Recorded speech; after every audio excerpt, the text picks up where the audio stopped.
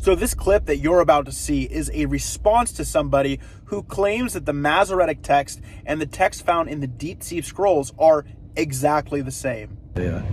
And there is a complete copy of Isaiah in one of the jars that were found in the Dead Sea Scrolls, and it probably dates to about 100 BCE. So you can see you're jumping over 1,000 years.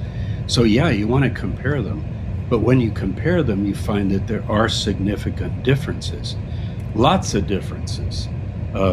Now, this is called the Dead Sea Scrolls Bible. Anybody can get it.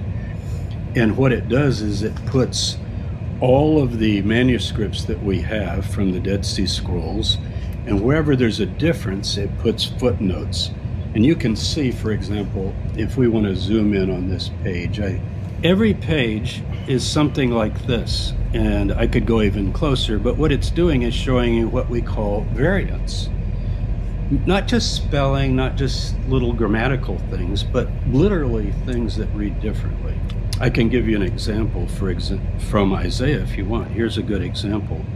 In our standard Isaiah, the Masoretic text, when this is about the suffering servant of Isaiah 53. Most Christians read that as Jesus. The Masoretic text says, "He will see the travail of his soul and be satisfied." Okay. And the Dead Sea Scroll text says, "Out of the suffering of his soul, he will see light." Well, it's completely different. And in fact, it's like the Greek Septuagint. The Greek translation also says see light.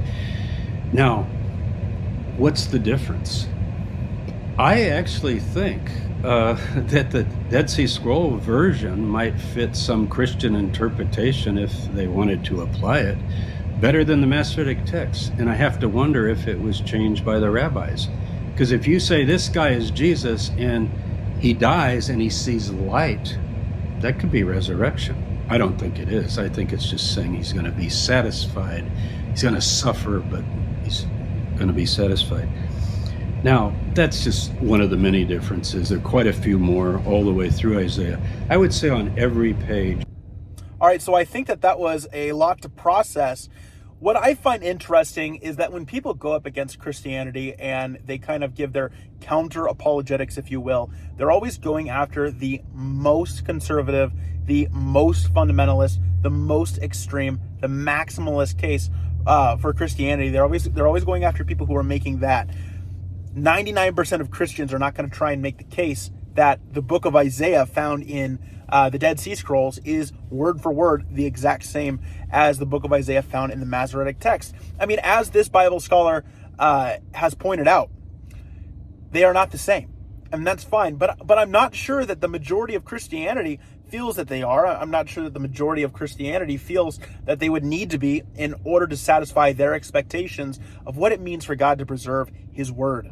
The reality is that every single manuscript in history disagrees with all other manuscripts in history to some extent. If you find the book of John and you find two manuscripts of the same passage, they're not going to be exactly the same. And this is why we need something called textual criticism to help parse out what should John actually look like. And so there's no reason to expect that a copy of Isaiah from 100 BC is going to be the exact same of Isaiah manuscripts we have in 1100 AD or 1000 AD.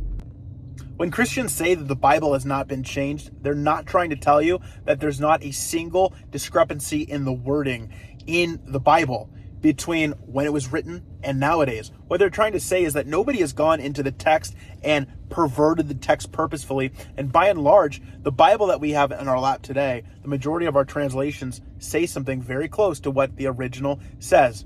And we can trust our Bible. And that's what most Christians mean when they say that. And I don't know, if you're watching this and you're an atheist, there's no reason to make yourself feel better by going after the most fringe Christian. I mean, some people seem to make a living off of going after the wildest claims of Christianity that 99% of Christians don't hold, and to pretend that they've said something about Christian claims. And you'll notice that after that entire spiel about how it actually says something totally different, that in the end he says interpretation-wise, it probably means just the same thing.